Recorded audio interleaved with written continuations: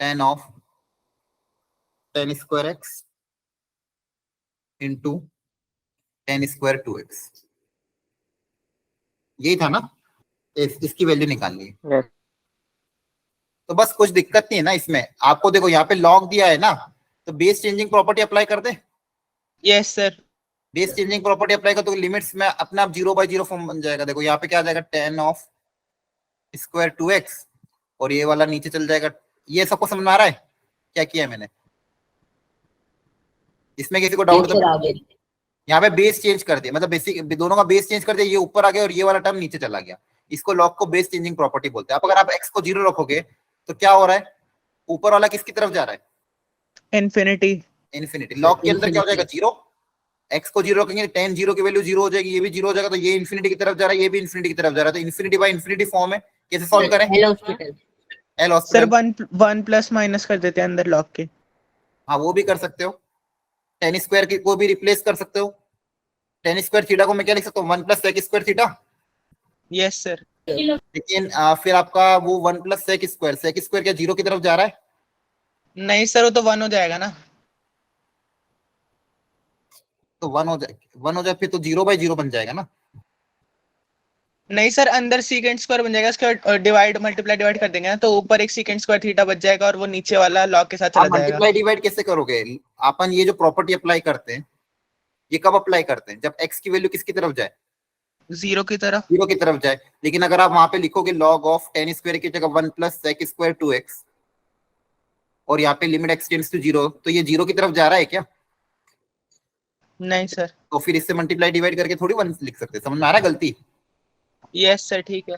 ये गलत हो जाएगा। इससे अच्छा आप डिफरेंशिएट कर दो डायरेक्ट। तो डिफरेंशिएट, या फिर आप एक ये काम ये कर सकते हो, जैसे tan है ना, tan का टर्म है, तो यहाँ पे 2x के स्क्वायर से मल्टीप्लाई कर दोगे, 2x यहाँ पे x स्क्वायर से मल्टीप्लाई डिवाइड कर दो, ये कर सकते हो। इससे यहाँ पे tan 2x है ना, तो क्या करा, बन जाएगा सर वो। हाँ वो 1 बन जाएगा। Very good. तो 2x से tan 2x का क्या होल स्क्वायर था, तो होल स्क्वायर को अलग कर दिया, यहाँ पे 2x से डिवाइड किया और बाहर 4x स्क्वायर अलग लिख दिया। ठीक है, डिनोमिनेटर में भी tan x का होल स्क्वायर है, तो यहाँ पे x से डिवाइड किया और x से क्या कर दिया, x स्क्वायर से मल्टीप्लाई कर दिया। तो अब ये वाला टर्म क्या हो जाएगा 1, ये भी टर्म क्या हो जाएगा 1। तो यहाँ पे आपके पास क्या बचेगा 4x स्क्वायर, यहाँ पे क्या बचेगा x स्क्वायर। क्लियर है? अब आप अलग अलग करोगे तो जल्दी सॉल्व हो जाएगा। आ रहा है समझ में? सर फिर log 4 ही निकालना पड़ेगा ना डायरेक्ट? हाँ log 4 को अलग अलग कर लेना, या फिर देखो 4x स्क्वायर है ना, तो log 4 को अलग कर देना, x स्क्वायर को अलग कर देना, तो डिफरेंशिएट करने में भी आसानी हो जाएगी। हाँ मतलब कोई भी तरीका अपनाओ, मतलब समझ में आ रहा है? ठीक है सर, आ कर लोगे ना? सर जब क्वेश्चन 26-27 मेरे दिमाग में तो ये आया ही नहीं था, बेस चेंजिंग प्रॉपर्टी। अब मैं सोचता ही रह गया। देखो कभी भी लिमिट का क्वेश्चन आ रहा था पहले तो यही सोचना पड़ेगा ना, उसमें इंडिटरमिनेट फॉर्म क्रिएट करें। अब यहाँ पे इंडिटरमिनेट फॉर्म क्रिएट कैसे होगा, जब तक मेरे पास न्यूमरेटर डिनोमिनेटर कुछ ना कुछ आना चाहिए, तभी तो जाके इंडिटरमिनेट फॉर्म क्रिएट होगा, अदरवाइज कैसे क्रिएट करेंगे, राइट? ठीक है, बोलो सर 26-27। ठीक है। 26 में क्या तरीका अपनाएंगे, रूट माइनस रूट है तो क्या करते हैं, रैशनलाइज। हाँ रैशनलाइज करो। रैशनलाइज किया था आपने? क्या था? हाँ सर। बस तो देखो ये एक रूट है, किया था लेकिन ढंग से फॉर्म नहीं बनी थी मेरी। वापस देख लो, एक रूट है और इसके अंदर एक और रूट है। प्रॉपर तरीके से लिखोगे तो देखो गलतियां नहीं होगी। पेपर ऐसा था नहीं कि आपसे ना बने, आपने सिली मिस्टेक कर दिया, फिर क्वेश्चन को देख के घबरा गए। देखो ध्यान से, यहाँ पे रैशनलाइज करूंगा तो इसी सेम रूट वाले से मल्टीप्लाई, प्लस वाले से मल्टीप्लाई करेंगे और प्लस वाले से क्या करेंगे, डिवाइड। तो प्लस वाले से मल्टीप्लाई, प्लस वाले से डिवाइड, ऊपर न्यूमरेटर क्या बन जाएगा, a square minus B square, है ना? Yes sir. A square minus B square करोगे तो ये वाला रूट हट जाएगा, बाहर वाला, अंदर क्या बचेगा, ए स्क्वायर मतलब ये, माइनस बी स्क्वायर मतलब इसका स्क्वायर करेंगे तो एक्स बचेगा। डिनोमिनेटर में दिस रूट प्लस रूट। यहां तक क्लियर है? Yes sir. ठीक है, मैंने कुछ नहीं किया, यहाँ पे माइनस दिया हुआ था तो प्लस से मल्टीप्लाई डिवाइड किया, ऊपर न्यूमरेटर में a plus B into A minus B, A square minus B square, तो इसका स्क्वायर माइनस इसका स्क्वायर, तो इसका स्क्वायर करूंगा तो ये वाला रूट हट जाएगा, इसका स्क्वायर करूंगा तो ये वाला रूट हट जाएगा, तो यहाँ पे ये बचे। यहाँ पे क्लियरली देखो एक्स और एक्स कैंसिल आउट हो जाएंगे, न्यूमरेटर में क्या बचेगा, एक्स प्लस रूट एक्स, और डिनोमिनेटर में क्या बचेगा, under root x plus root x और प्लस अलग से एक रूट एक्स, और क्या है, limit x tends to infinity. हाँ, यहां तक क्लियर हो गया? Yes sir. ठीक है, अब चाहो तो आप 1/x का टर्म क्रिएट करो। ठीक है, तो 1/x का टर्म कैसे क्रिएट करेंगे, इस ब्रैकेट में से x कॉमन ले लो, यहां से भी x कॉमन ले लो, तो वो कट जाएगा। देखो ध्यान से, इस ब्रैकेट के अंदर से x कॉमन ले लेंगे, है ना, यस Yes, सर। और यहाँ से भी x कॉमन लेंगे, यहाँ से भी x कॉमन ले लेंगे, और ऊपर और नीचे से तो वो कट जाएगा, और जहां जहां पे भी 1/x जैसा टर्म होगा वो सब क्या हो जाएंगे, जीरो हो जाएंगे। क्लियर है? Yes sir. इन्फिनिटी वाले क्वेश्चन जब भी आते तो मैं यही बोलता था, ऊपर और नीचे से जो भी सेम पावर है, हाईएस्ट पावर है, वो क्या ले लो, कॉमन ले लो, ताकि जहां जहां भी 1/x का टर्म क्रिएट होगा वो सब जीरो हो जाएगा। अब तो हो ही जाएगा, right? Yes sir. Okay great. Next कौन सा डाउट था? 27। 27। ठीक है, लाइन से डाउट हो गए। कोई बात नहीं, कोई बात नहीं। आपने घर जाके रीअटेम्प्ट सर किया तो था? क्वेश्चन ही काफी अजीब सा दिख रहा था इसलिए रियल किया टाइम तो करा। अजीब नहीं, कुछ नहीं। इसको देखो, कभी भी लिमिट्स में अगर कोई लेंथी क्वेश्चन आता है ना, तो लिमिट्स में आपको पता है, लिमिट्स प्रोडक्ट में, मल्टीप्लाई में, डिवाइड में, एडिशन सब्ट्रैक्शन में अलग अलग हो सकती है, पता है ना। लिमिट्स को हम अलग अलग बांट सकते हैं, कंपोजिट फंक्शन में भी लिमिट अलग अलग होती है, तो एक एक पार्ट को इंडिविजुअली सॉल्व कर लो। तो देखो ध्यान से, यहाँ पे कभी भी ग्रेटर लिमिट्स में तो कोई है ही नहीं दिक्कत। लिमिट ऐसा चैप्टर है जो आपको हर सुविधा देता है। प्रोडक्ट में भी अलग अलग कर सकते हो, मल्टीप्लाई में भी अलग अलग कर सकते हो, डिवाइड में भी लिमिट को अलग अलग सॉल्व कर सकते हो। तो क्वेश्चन के अंदर अगर 10 भी क्वेश्चन भी देते तो आपको तो इंडिविजुअल सॉल्व करना है ना। यहाँ पे क्लियर देखो, मैं जैसे लिखूंगा आपको अपने आप समझ में आ जाएगा, कुछ भी नहीं था इस क्वेश्चन में। ये क्या, tan इनवर्स x का होल स्क्वायर, और यहाँ पे क्या दिया हुआ था, e की पावर 3 x की पावर 1/5 -1। बस आपको अलग अलग वेराइटी दे दी, बाकी क्वेश्चन बहुत। अब बताओ किस किस में क्या क्या फॉर्मूला लगेगा, यहाँ पे कौन सा टाइम लगेगा? 1 + 5x Sir, तो log 5x 1 से plus multiply, x upon 5x x. से डिवाइड। हाँ, तो 5x से मल्टीप्लाई, 5x से डिवाइड, है ना। Yes sir. ये क्या हो जाएगा, 1 हो जाएगा। Yes sir. इसका काम हो गया। अब अगला काम किसका करना है आपको, इसका। यहाँ पे कैसे मल्टीप्लाई डिवाइड करें? x की पावर 1/5। x की पावर 1/5। आपको मैंने ये तो समझा, अलग अलग इंडिविजुअल लिमिट सॉल्व कर सकते हैं। ये भी कितना हो गया, 1। तो न्यूमरेटर में आपके पास क्या बचा, x की पावर 1/5 इंटू 5x। 5x। अब देखो कितना छोटा सा हो गया ये। और नीचे आ जाओ, अब इसमें कौन सा फॉर्मूला लगेगा, यही वाला, e की power Yes, x sir. -3x minus multiply divide कर देंगे, 3 इंटू x की पावर 1/5 से मल्टीप्लाई, 3 इंटू x की पावर 1/5 से डिवाइड, तो ये भी कितना हो गया, 1, है ना। Yes sir. और देखो ये सब अच्छा। बैठे हुए थे कैंसिल आउट होने के लिए, ये इसके साथ कैंसिल हो जाएगा, है ना। ठीक है, यस सर 3 बच जाएगा। 3 बच जाएगा। देखो यहाँ तक समझ में आ गया। Yes sir. यस।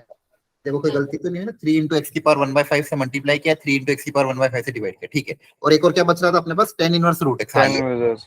तो अब tan इनवर्स के केस में भी यही प्रॉपर्टी होती है, जैसे tan x का होता है वैसे tan इनवर्स का। इसमें भी रूट एक्स से मल्टीप्लाई करेंगे, ब्रैकेट के अंदर रूट एक्स से डिवाइड, है ना। Yes sir. ठीक है, ओके सर। Yes. ये भी कितना हो जाएगा, 1, और रूट एक्स बाहर आके क्या बनेगा, x। X। ये x, तो ये x इसके साथ कैंसिल होने के लिए बैठा हुआ था, तो 5/3।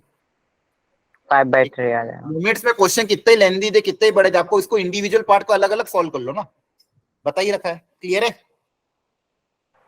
Yes. Okay sir. Sir question काफी बड़ा लग रहा था, फिर लगा ये तो स्मॉल ही। अब ध्यान रखना, लिमिट्स के केस में आप multiply, divide, addition, composite function, function के अंदर फंक्शन अलग अलग सॉल्व कर सकते हो। क्लियर है ना? अब ध्यान रखना ऐसे क्वेश्चन, लिमिट्स के क्वेश्चन आपको जेई में करके आने, ठीक है। कितना भी कर लो, लिमिट्स और कंटिन्यूटी डिफरेंशिएबिलिटी के क्वेश्चन गलत नहीं होने चाहिए, ऐसा स्कोरिंग चैप्टर है। हाँ, नेक्स्ट पूछ लो सर वो जल्दी। जो रूट वाला क्वेश्चन था ना, उसमें सर 1/2 आ रहा था और इंटीजर टाइप था, तो सर उसमें स्क्वायर ब्रैकेट था, मुझे लगा ग्रेटेस्ट इंटीजर है। अच्छा, आपको वो नहीं, आपने फिर क्या जीरो लिख दिया? यस सर, मैंने 0 कर दिया फिर उसे। आंसर की में क्या दिया हुआ था, 1।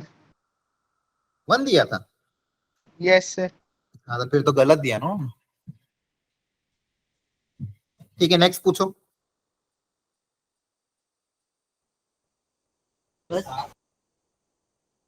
नेक्स्ट पूछ लो।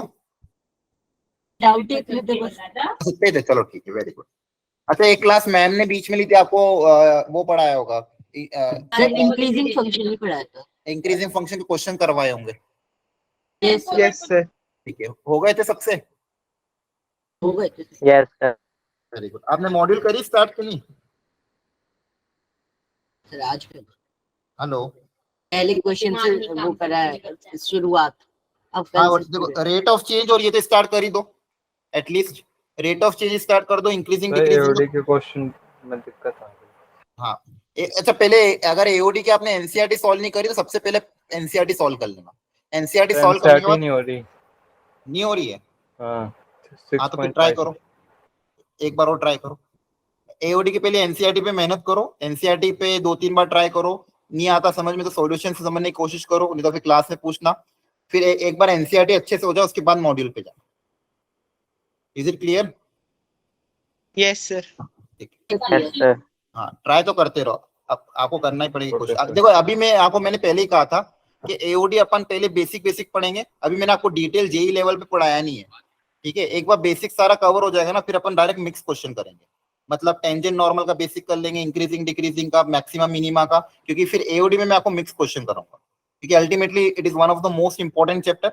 एक बार आपका बेसिक कंसीडर मतलब बेसिक पोर्शन हो जाएगा, कंसेप्ट आपको क्लियर हो जाएगा एनसीईआरटी लेवल, उसके बाद अपन जेई का मिक्स करके क्वेश्चन करेंगे। क्लियर है सबको? Yes sir. और जो मैंने आपको बताया था जो मीन वैल्यू थ्योरम और एलएमवीटी है वो भी हम इसी में कवर करेंगे, ठीक है, इसी चैप्टर।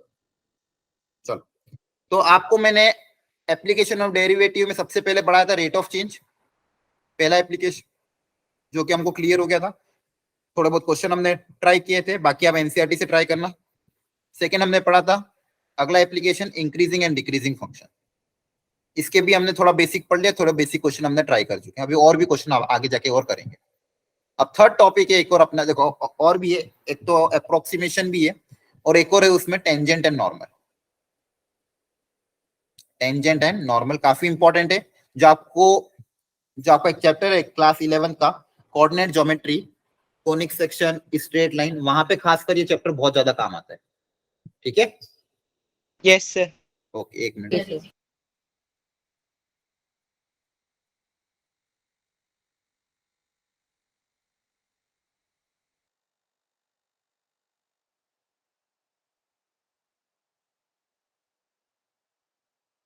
ठीक है, तो अगला जो एप्लीकेशन है टेंजेंट एंड नॉर्मल, ये तो मतलब मोस्ट इंपॉर्टेंट एप्लीकेशन है, क्योंकि आपको पता ही है, मैंने आपको जब स्टार्टिंग में जब ये चैप्टर डिफरेंशिएबिलिटी पढ़ाया था, आपको मैंने बताया था रटा के कि भाई डीवाई बाई डीएक्स का ज्योमेट्रिकल इंटरप्रिटेशन क्या होता है। अगर मैं किसी point dy by D x y1 पे अगर मैं dy बाई dx की वैल्यू निकाल रहा हूँ, सपोज ये वैल्यू कुछ आ रही है, मान लो k, मान लो dy बाई dx करा, किसी भी कर्व का डिफरेंशिएशन करा, उसमें मैंने ये पॉइंट रख दिया x1, y1, और मान लो इसकी वैल्यू कोई ना कोई आ रही वैल्यू k, तो ये k क्या डिनोट करती है? सर स्लोप है उस पॉइंट पे टेंजेंट का। हाँ वेरी गुड, यही करती है, आया ना? Yes sir. सबको क्लियर है? dy by Yes, dx sir. Value आती है वो क्या डिनोट करती है? It is the slope of the Slope tangent, tangent. Slope of tangent at that point x1, y1। मतलब उस पॉइंट पे अगर मैं टेंजेंट को ड्रॉ करूं, मान लो कोई भी कर्व है y, मतलब देखो डिफरेंशिएट कर रहा हूं तो y इक्वल टू fx, कोई ना कोई फंक्शन होगा, कोई ना कोई कर्व होगा, तो मान लो ये कोई कर्व है, इस कर्व पे किसी जो पॉइंट x1, y1 है, मान लो ये आपका x1 है और इसके करस्पॉन्डिंग जो पॉइंट होगा वो y1 होगा, तो इस पॉइंट पे अगर मैं टेंजेंट ड्रॉ करूं, क्या ड्रॉ करें अपन? टेंजेंट। तो इस टेंजेंट का जो स्लोप होगा, स्लोप कैसे निकालते हैं हम? उस किसी भी लाइन का स्लोप निकालने का तरीका क्या होता है? Positive direction of x axis के साथ एंटी क्लॉकवाइज में जो एंगल होता है वही होता है, आया ना? Yes sir. ये मान लो positive direction of Yes. X axis ये रही, और ये स्ट्रेट लाइन है, तो किसी भी लाइन का स्लोप क्या होगा? इस एंटी क्लॉकवाइज डायरेक्शन में ये जो एंगल होगा थीटा, इस थीटा का अगर अपन 10 ले लेंगे तो वो उसका क्या आ जाएगा? स्लोप आ जाएगा। तो tan theta is nothing but the slope of the line. इस लाइन का स्लोप यही tan थीटा की जो वैल्यू आएगी, यही वैल्यू इस वैल्यू की क्या होगी? बराबर होगी। ये वैल्यू इस वैल्यू की क्या होगी? बराबर। तो अल्टीमेटली डिफरेंशिएशन किसी पॉइंट पे denotes the slope of the tangent, मतलब उस पॉइंट पे अगर मैं टेंजेंट ड्रॉ करूं, उस टेंजेंट का जो स्लोप की वैल्यू होगी वही मेरे dy बाई dx की क्या होगी? वैल्यू होगी। ये इसका ज्योमेट्रिकल इंटरप्रिटेशन है जो हमको एकदम से ध्यान रखना है, ठीक है। अब स्ट्रेट लाइन में हमने क्या पढ़ा था?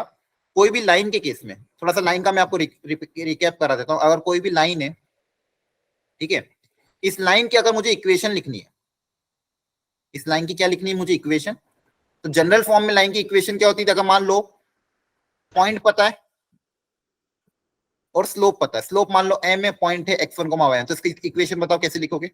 y minus y1 Y equals to m one- times of x minus x1. y minus y1 equal to m times of x minus x1। Is it clear all of you? Yes sir. या है ना? ये Yes. Line की equation निकालने का तरीका होता है, तो जो आपको एकदम बाय हार्ट याद रखना है। x1 y1 क्या होता है? Point on the line, m is the slope of the line. अब स्लोप निकालने के भी बहुत सारे तरीके हमने देख रखे हैं।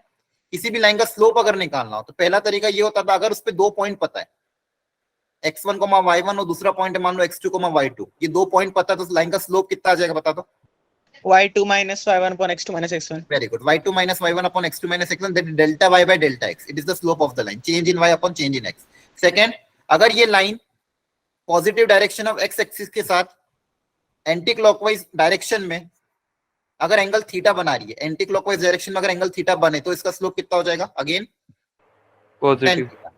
कितना हो जाएगा? tan theta. तो ये स्लोप निकालने के दो तरीके, एक तो y2 minus y1 upon x2 minus x1, और दूसरा स्लोप निकालने का तरीका क्या है? tan theta. और तीसरा अपन ने आज और सीख लिया, क्या है बोलो? Differentiation. dy by dx। Very good.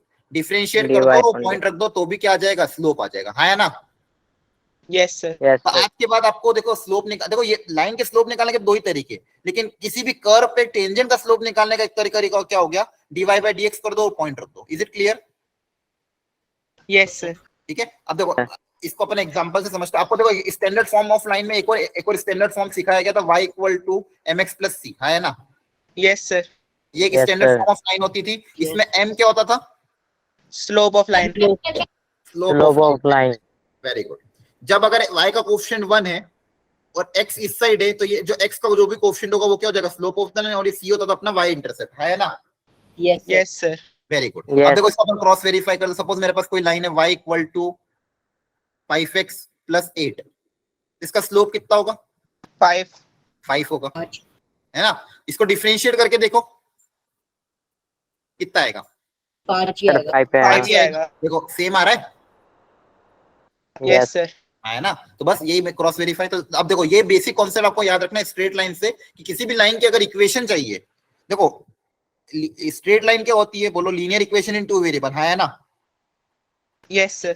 Linear Yes. Equation in two variable denotes the straight line. तो वहां पे दो वेरिएबल है, तो अगर लाइन की इक्वेशन चाहिए तो मुझे कम से कम दो कंडीशन तो चाहिएगी सही। मिनिमम कितनी कंडीशन चाहिए? दो। या तो 2 पॉइंट दे दे, या एक पॉइंट दे दे, एक स्लोप दे दे, राइट? अगर एक पॉइंट पता है, स्लोप पता है, तो लाइन की इक्वेशन निकालने का तरीका कितना हो जाएगा? y minus y1 equal to mx minus x1। 2 point दे देंगे तो स्लोप निकाल लेंगे, वापस इसी इक्वेशन में पुट अप कर देंगे। क्लियर है सबको? Yes, sir. ठीक है। एक कंडीशन और हमने सीखी थी वहां पे स्ट्रेट लाइन में, कि अगर मान लो दो लाइंस परपेंडिकुलर है, एक का स्लोप है m1, दूसरे का स्लोप है m2, और दोनों लाइंस के बीच में एंगल है 90 डिग्री, तो इस m1 m2 में क्या रिलेशन आता था? M1 into M2 is to minus 1. Minus 1 by नहीं, -1 कितना हो जाएगा? -1. क्लियर है? minus. Very good. और लाइंस अगर पैरेलल है, एक लाइन का स्लोप है m1, दूसरे का स्लोप m2 है, तो इनमें क्या रिलेशन आएगा? M1 is equals to M2. Very good. अगर ऑफ कोर्स क्लियर है कि अगर दोनों लाइंस पैरेलल है तो ऑफ कोर्स उनका स्लोप भी क्या आएगा? सेम आएगा, है ना? Yes sir. यहां तक सबको समझ Yes, गया? sir. ठीक है। तो ये आपका कॉन्सेप्ट, तो देखो ध्यान रखना है आपका कि dy by dx gives me the slope of the tangent at x1, y1। ठीक है, आ रहा है समझ में? Yes. Yes क्या sir. देगा? Yes, slope of sir. Tangent. ये क्या देगा? Slope of tangent. अगर उसी पॉइंट पे मान लो मुझे नॉर्मल का स्लोप निकालना हो, उसी पॉइंट पे मुझे, ये पॉइंट है वही, मान लो पॉइंट है ए, जहां पे टेंजेंट का स्लोप तो कितना आ जाएगा? dy by dx। टेंजेंट का स्लोप तो कितना आ जाएगा? dy by dx। उसी पॉइंट पे अगर मुझे नॉर्मल का स्लोप निकालना रहा तो कैसे निकालेंगे? सर टेंजेंट के स्लोप को -1 में अपॉन में कर लेंगे. क्योंकि टेंजेंट का स्लोप और नॉर्मल के स्लोप का प्रोडक्ट कितना आएगा? हमेशा -1 आएगा, Yes sir. है ना? क्योंकि टेंजेंट और नॉर्मल, ये नॉर्मल है आपकी, टेंजेंट और नॉर्मल आपस में क्या होंगे? 90 डिग्री पे होंगे। क्लियर है? टेंजेंट और नॉर्मल आपस में किस पे होंगे? 90 डिग्री पे। दोनों का स्लोप का प्रोडक्ट हमेशा कितना आएगा? -1 आएगा। तो अगर टेंजेंट का स्लोप पता है तो नॉर्मल का स्लोप भी आ जाएगा। Yes sir. टेंजेंट का स्लोप का क्या कर देंगे? रेसिप्रोकल करके माइनस साइन, है ना? बोलो। Yes sir. Yes, sir. ठीक है। तो अगर मुझे बताओ, एग्जांपल, छोटा सा एग्जांपल ले लेते हैं। टेंजेंट का स्लोप है फॉर एग्जांपल 1/3, तो बताओ नॉर्मल का स्लोप कितना आएगा? -3. हाँ, क्या आएगा? इसी का -3 माइनस साइन लगा देना। टेंजेंट का स्लोप है सपोज -2/5, तो नॉर्मल का स्लोप कितना आएगा? 5/2. हाँ, प्लस 5/2. 5/2। क्लियर है? तो फटाफट अपन ये सब काम करेंगे। और टेंजेंट का स्लोप निकालने का तरीका क्या है? dy by dx. dy by dx।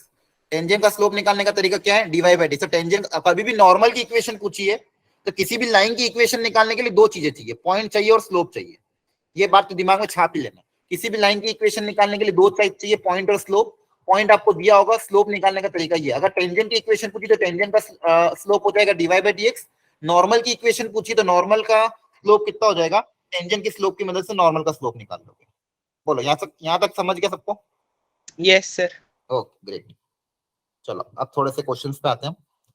ये आपका कॉन्सेप्ट था टेंजेंट और नॉर्मल का, बस देखो ये कॉन्सेप्ट पता होना चाहिए। अब तो क्वेश्चन आपको अलग अलग वेरायटी में बहुत तरह के आएंगे।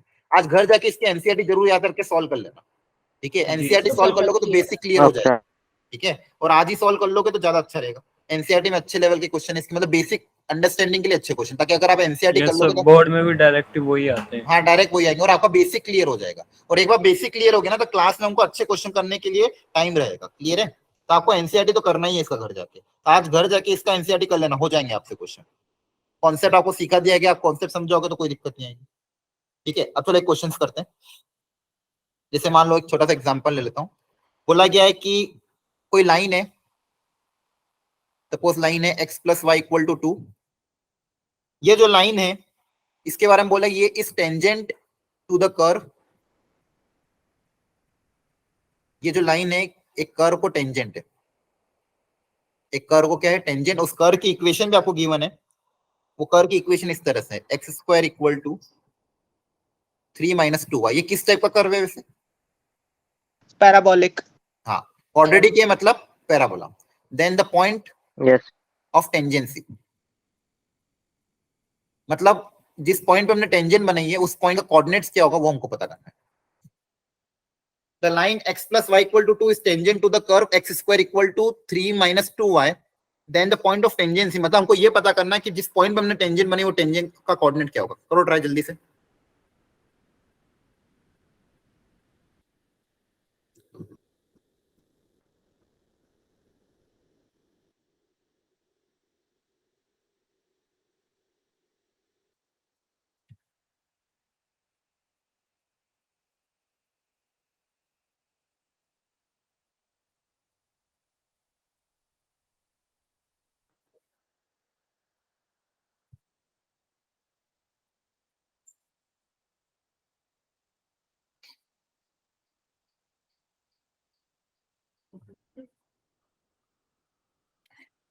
अब देखो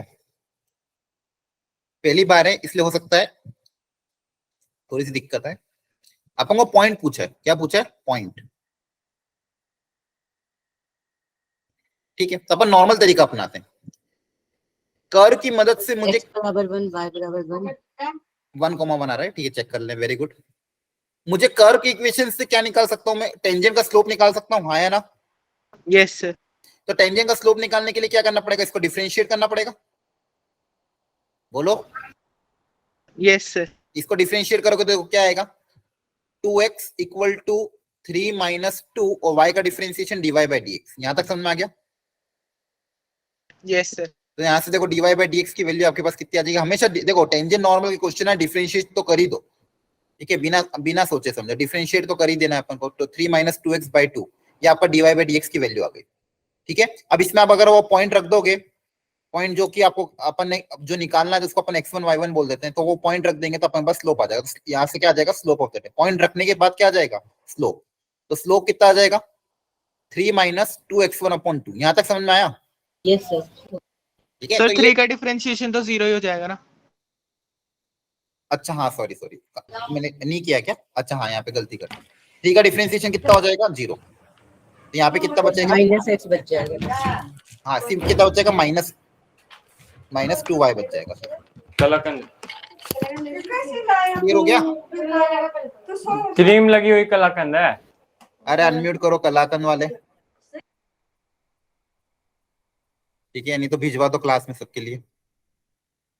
यहाँ तक समझ में आया? Yes sir. ठीक है। ये ऐसा बहुत सी बार हो जाता है, घर पे अपन बातें कर रहे हैं, पता चला अनम्यूट ही नहीं है। किसी का कलाकंद चल रहा है, किसी का क्या बन रहा है। अच्छा वो अभी वो चालू हो गए ना आपके? क्या?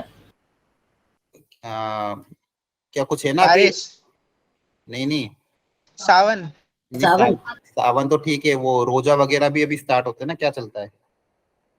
कल से स्टार्ट हो रहे हैं ना कुछ?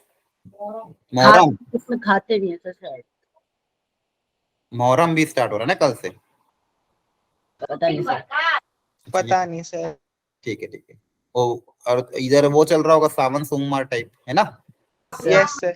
ठीक है चलो अपन कहाँ पे थे, क्वेश्चन पे थे। कलाकंद गया काम से, कहाँ गया कला, सॉरी क्वेश्चन क्या क्या कर रहे थे अपन। स्लोप निकाल रहे थे। सही है ना, ये 2x था, इसका डिफरेंशिएशन 0, इसका डिफरेंशिएशन -2 dy/dx है ना। तो कितना हो जाएगा, ये सही किया ना मैंने, देख लेना। -x आ रहा है क्या, यस सर। इसमें पॉइंट रख देंगे तो कितना आ जाएगा x1।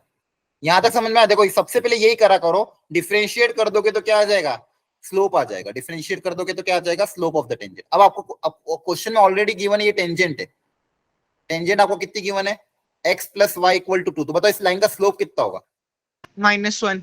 हाँ very good. y = mx + c से कंपेयर करोगे या फिर डिफरेंशिएट कर दोगे, दो तरीके हैं स्लोप निकालने के। या तो y = mx + c से कंपेयर कर दो या डिफरेंशिएट कर दो। स्लोप इसका कितना आ रहा है, -1। तो ये टेंजेंट है, तो ये स्लोप और ये स्लोप क्या होना चाहिए, सेम होने चाहिए। Yes sir. है ना, क्योंकि ये लाइन टेंजेंट है और यही इसका स्लोप है, तो इन दोनों को इक्वेट कर देंगे तो -x1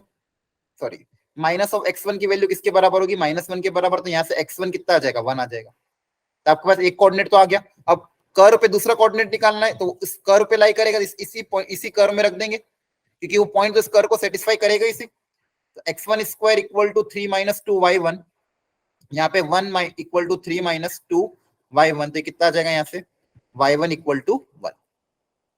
ठीक है, तो पॉइंट अपने पास कितना आ गया, 1,1। क्या है, समझ में आया। Yes sir. ठीक है वेरी गुड। तो ये बेसिक एक क्वेश्चन था नॉर्मल के। अगर आपको टेंजेंट गिवन है मतलब वहां से स्लोप गिवन है। कर्व गिवन है तो आप स्लोप निकाल सकते हो। दोनों के स्लोप को इक्वेट करेंगे तो पॉइंट आ जाएगा। दोनों के स्लोप को इक्वेट करेंगे तो क्या आ जाएगा, पॉइंट। ठीक है, इसी तरह से बस अलग अलग वेराइटी ऑफ क्वेश्चन आते हैं। एक और बेसिक क्वेश्चन कराता हूँ, ध्यान से करो। सर हाँ बोलो। सर जब 11th में कॉनिक सेक्शन पढ़ाते थे तो सर ये पढ़ाते कि कोई भी कर्व हो, उसके जब टेंजेंट की इक्वेशन निकालने तो x को x1 और ऐसे करके रिप्लेस कर दो। हाँ कर सकते हो, कोई दिक्कत नहीं है। सेकंड डिग्री कर्व की इक्वेशन होनी चाहिए, और आपको सिलेबस में खैर सेकंड डिग्री कर्व की इक्वेशन ही है। जनरल सेकंड डिग्री कर्व की जो इक्वेशन होती है ना, x² + bx + 2hxy, वो वाली, उसमें अगर आपको टेंजेंट की इक्वेशन निकालनी है तो आप x² को रिप्लेस कर सकते हो x(x1) से, y² को रिप्लेस कर सकते हो y(y1) से, x को रिप्लेस कर सकते हो x + x1/2, y को रिप्लेस कर सकते हो y, वहां से भी कर सकते हो, कोई दिक्कत नहीं। वहां से टेंजेंट की इक्वेशन आ जाएगी, कोई दिक्कत नहीं। ठीक है, उसके लिए आपको कर्व की इक्वेशन पता होनी चाहिए, और दूसरी चीज आपको उसका वो पता होना चाहिए, पॉइंट x1, y1। ठीक है, यस सर। लेकिन हर जगह अप्लाई मत कर देना। सब पता चला कर्व मान लो इस तरह का टमर है, √x या फिर x⁻1/2, तो वहां पे एप्लीकेबल नहीं होगा, राइट। ठीक है, वहां पे फिर आपको डिफरेंशिएट ही करना पड़ेगा, dy/dx करो, पॉइंट रखो, वहां से स्लोप निकालो। ठीक है, चलो। तो आपको बोला गया है कि टेंजेंट टू द कर्व, एक कर्व की इक्वेशन गिवन है y = 2x² - x + 1, ये कर्व की इक्वेशन गिवन है। और बोला गया इस पे एक tangent at the point P, tangent at point P is parallel to line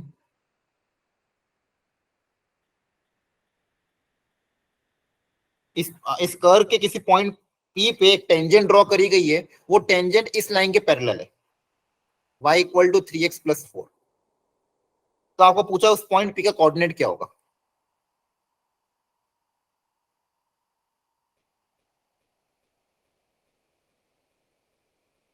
करो,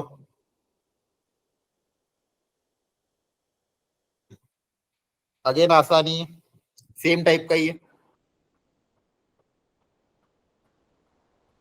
सर 1,2। हाँ सही है, बाकी लोग भी जल्दी ट्राई कर लो।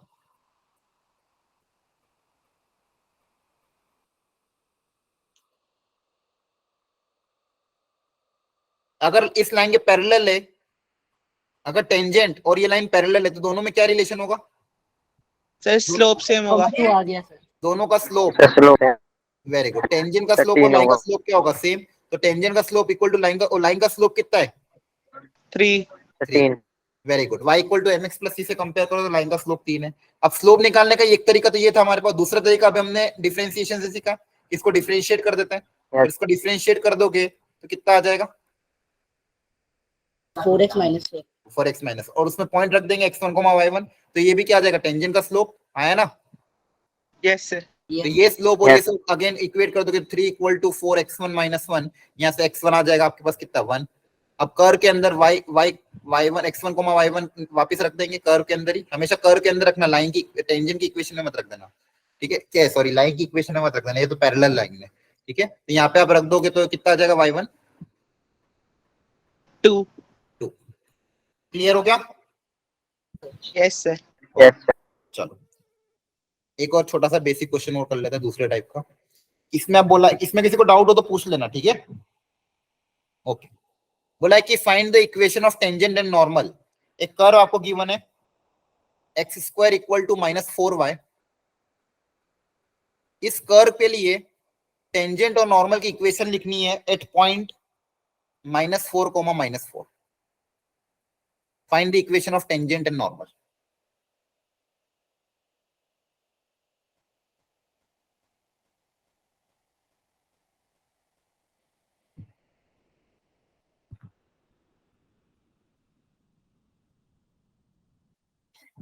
X square equal to -4y curve है, उस कर्व के जो पॉइंट है -4, उस कर्व के ऊपर, उस कर्व के ऊपर जो टेंजेंट बनाएंगे, जो नॉर्मल बनाएंगे, उन दोनों की इक्वेशन क्या आएगी वो हमें पता करना है।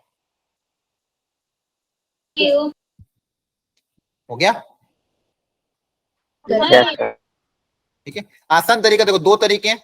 एक तो वो जो आपने 11th में सीखा था, एक्स स्क्वायर को रिप्लेस कर सकते हो एक्स x1 से वाई स्क्वायर, वाई की जगह लिख सकते हो y प्लस y1/2, या फिर डायरेक्टली पॉइंट पता है स्लोप निकाल लो। स्लोप ऑफ टेंजेंट अगर पता चल गया तो काम हो जाएगा। स्लोप ऑफ टेंजेंट निकालने के लिए हमको पता है क्या करना पड़ेगा, डिफरेंशिएट है ना। Yes sir. Yes, sir. Differentiate कर दोगे तो 2x इक्वल टू -4 dy/dx, ठीक है। तो यहाँ से dy/dx की वैल्यू कितनी आ जाएगी -(x/2), यहाँ पे पॉइंट रख दोगे -(-4/2), दैट इज कितना आ जाएगा 2। तो ये आप आ गया टेंजेंट का स्लोप। तो टेंजेंट का स्लोप अगर 2 है तो नॉर्मल का स्लोप कितना हो जाएगा -1/2। -1/2। Very good. स्लोप पता है, पॉइंट पता है, इक्वेशन आ जाएगी दोनों की, है ना। Yes sir. y - y1 equal to Yes. x - x1। Normal की इक्वेशन में नॉर्मल का स्लोप रख देना, टेंजेंट की इक्वेशन में टेंजेंट का स्लोप रख देना। पॉइंट ऑफ कांटेक्ट दोनों के लिए सेम रहेगा, x1 y1 दोनों के लिए क्या रहेगा, सेम रहेगा। बाकी आपको बस पॉइंट रखना है, ठीक है। चलो बहुत बढ़िया, यहाँ तक आपको समझ में आ गया। सर आगे अगर ना? ये पता होता है 11th में तो फॉर्मूले याद नहीं करने पड़ते कॉनिक सेक्शन के इतने बड़े बड़े। कौन सा, ये dy/dx का, हाँ ये पता होता तो आपको ये वैसे बता दिया जाता है वैसे तो, मतलब मैं तो बता देता हूँ वहीं पे, क्योंकि डिफरेंशिएशन तो बेसिक आता ही है ना आपको। Yes sir. तो ये 11th में वैसे Yes. बता दिया जाता है कि dy/dx, क्योंकि उसी से निकालना आसान रहता है। चाहे कर्व कैसा भी हो, डिफरेंशिएट करो, पॉइंट रखो, स्लोप आ जाएगा। टेंजेंट की स्लोप, और जनरली आपके सिलेबस में भी अगर आप देखोगे ना जेई का, तो उन्होंने सिर्फ इतना ही लिखा है, टेंजेंट और normal, standard form of the conic, और उसके पे टेंजेंट नॉर्मल की प्रॉपर्टीज, और ये ठीक है। और जनरली क्वेश्चन में टेंजेंट नॉर्मल पे बहुत आते हैं। क्लियर है? पहले Yes, sir. नॉर्मल तरीके से सॉल्व करते वो होते ही नहीं थे। क्या हुआ? नॉर्मल तरीके से कर रहा था, सर्कल वाले जैसे 2 सर्कल इंटरसेप्ट दिखा देते, अब वो होते ही नहीं थे कभी भी। हाँ देखो, वो उनके जो स्टैंडर्ड फॉर्म है ना, वो तो आपको याद रखना ही है, क्योंकि वो आपको क्वेश्चन बहुत जल्दी सॉल्व करवा देंगे। जैसे मान लो अगर कोई सर्कल है x² + y² equal to r², इस पे कोई लाइन है y equal to mx + c। अब ये इसको टेंजेंट है, तो इसमें कंडीशन आती थी कुछ, c की वैल्यू क्या आती थी,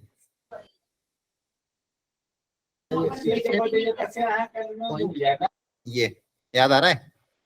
यस सर। ठीक है। पैराबोला अगर हुआ y² equal to 4ax, standard, इसमें अगर कोई सर लाइन, a/m आती हाँ तो थी। y बराबर mx + c, c कितना हो जाएगा a/m। तो ये स्टैंडर्ड तो आपको याद होना चाहिए, क्योंकि ये क्वेश्चन को शॉर्ट में करने का बहुत आसान तरीका, क्योंकि यहाँ पे आपको पॉइंट अगर नहीं दिया हो, वो बिना उसके करना हो, तो आपको फिर ये तरीके याद होना चाहिए, ठीक है। बाकी वो फंडामेंटल तो पता होना चाहिए, इसके साथ ये भी पता था। यहाँ तक कोई दिक्कत तो नहीं किसी को? No sir. ठीक है। अगला एक और कॉन्सेप्ट आता है इसी एप्लीकेशन पे बेस्ड, कि अगर मान लो मुझे बोला गया है कि दो कर्व मान लो किसी पॉइंट पे इंटरसेक्ट कर रहे हैं, तो उस पॉइंट ऑफ इंटरसेक्शन, मतलब बेसिकली उन दोनों कर्व के बीच में एंगल क्या होगा, it is the angle of intersection between two curve. Topic क्या है? Angle of intersection of two curve, ये टॉपिक है। तो इसको भी हम टेंजेंट के कॉन्सेप्ट की मदद से सॉल्व कर सकते हैं। जैसे एग्जांपल ले लो, तो मान लो एक कर्व ये रहा, एक और कर्व है जो इसको इंटरसेक्ट कर रहा है, मान लो या ऐसे। अब बोला कि ये दोनों कर्व जहाँ पे इंटरसेक्ट कर रहे हैं, अब इन दोनों कर्व के बीच में एंगल, अब कर्व के बीच में एंगल तो हम नहीं निकाल सकते क्योंकि कर्व तो इस तरह से कर्वीलिनियर होता है, हमको तो एंगल लाइन के बीच में निकालना आता है। तो इन्होंने एक सिंपल कॉन्सेप्ट क्या सिखाया कि एक काम करते हैं, इसको इजी बनाने के लिए जहां पे भी इंटरसेक्ट कर रहा है उन दोनों पे क्या बना देते हैं, टेंजेंट। मान लो येलो वाले कर्व के लिए मैंने एक टेंजेंट ड्रॉ कर दी, ये ब्लू वाली, ये येलो वाले के लिए टेंजेंट हो गई, और उसी पॉइंट ऑफ इंटरसेक्शन पे रेड वाले की टेंजेंट बना देते हैं। रेड वाले की टेंजेंट मान लो ये आ गई ग्रीन, ठीक है। अब जो एंगल इन दोनों टेंजेंट के बीच में होगा, जो एंगल इन दोनों टेंजेंट के बीच में होगा, वही एंगल अपना क्या होगा, दोनों कर्व के बीच में होगा। क्या ये बात समझ में आई? Yes sir.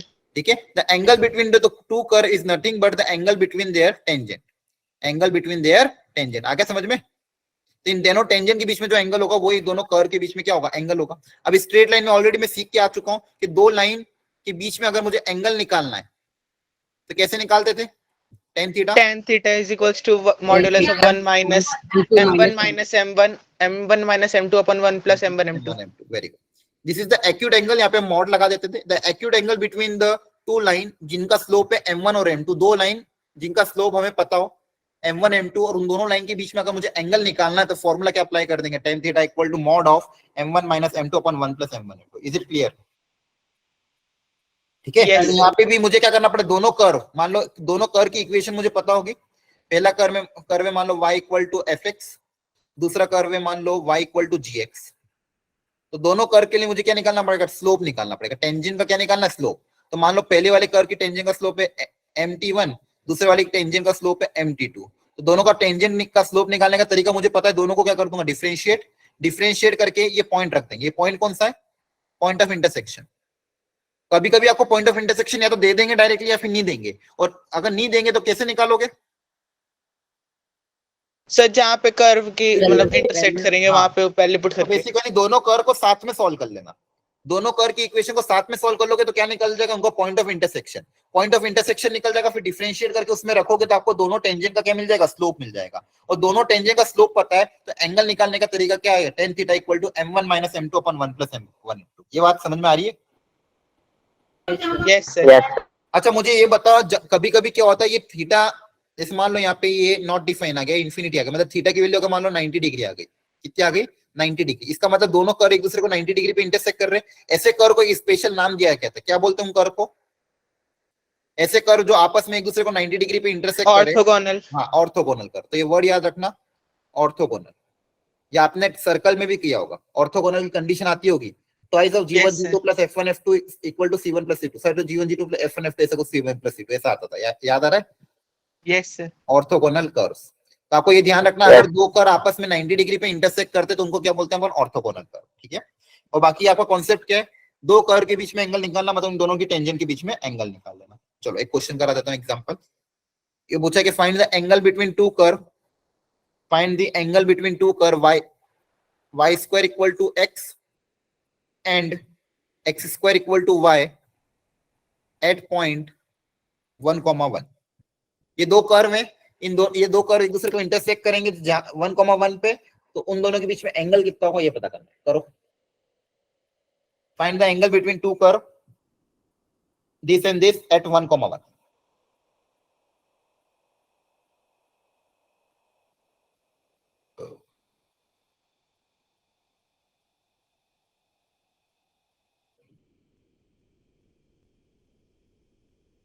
अच्छा आजकल आप लोग वो वेबसाइट पे जाके क्लास ज्वाइन करते हो कि व्हाट्सएप से? नहीं, इन्होंने बोला 10 दिन लगेंगे आईडी बनने में। अच्छा अच्छा अच्छा, ठीक है। Yes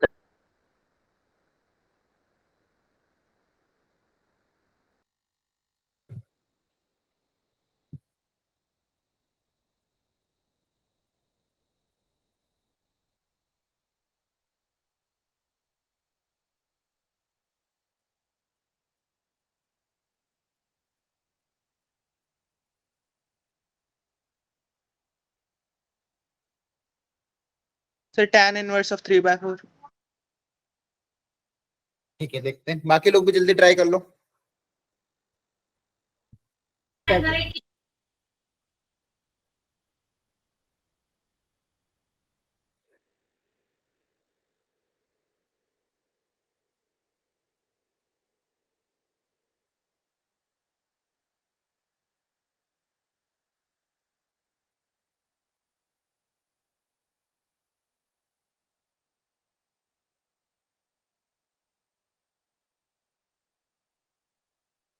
10 inverse of plus minus 3/4 आया सर।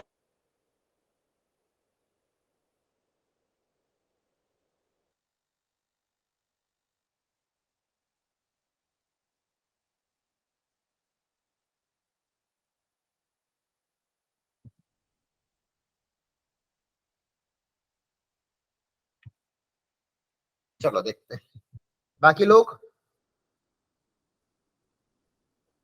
ऑप्शन के आपको ऐसे दिए थे 10 inverse 4/3, 10 inverse 3/4, 90 degree, 45 degree.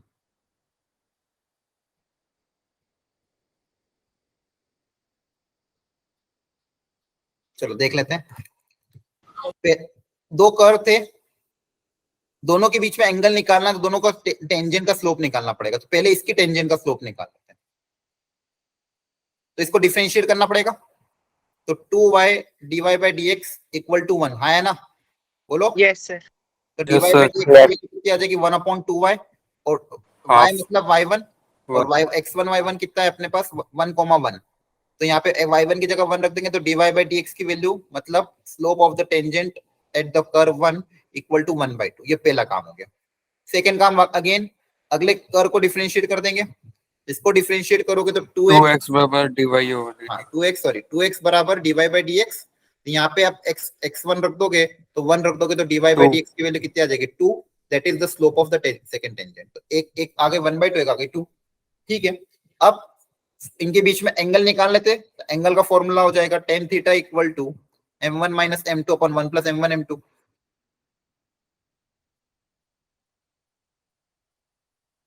Mod लगा दिया है मैंने। एक्यूट एंगल पता करना है मुझे, ठीक है। हमेशा अपन एक्यूट ही निकालते हैं जनरली। तो मॉड लगाने पे देखो m1 minus m2 1/2 minus 2 upon 1 plus m1 into m2। तो न्यूमरेटर में क्या बनेगा, 2 में से एक 1/2 चल जाएगा, तो कितना आएगा बोलो 3/2। और नीचे क्या बचेगा 2, तो कितना आ जाएगा 3/4 आया ना। 3/4। ये नेगेटिव आएगा, नेगेटिव का सब पॉजिटिव हो जाएगा, तो हो जाएगा 3/4। तो tan phi इक्वल टू 3/4, तो थीटा कितना आ जाएगा tan इनवर्स 3/4 आया ना। Yes sir. The acute angle between the two curve equal to tan inverse 3/4। ये थोड़ा ध्यान रख लेना, ठीक है। तो मेन तो इतना ही था आपके पास। यहाँ तक कोई दिक्कत तो नहीं है?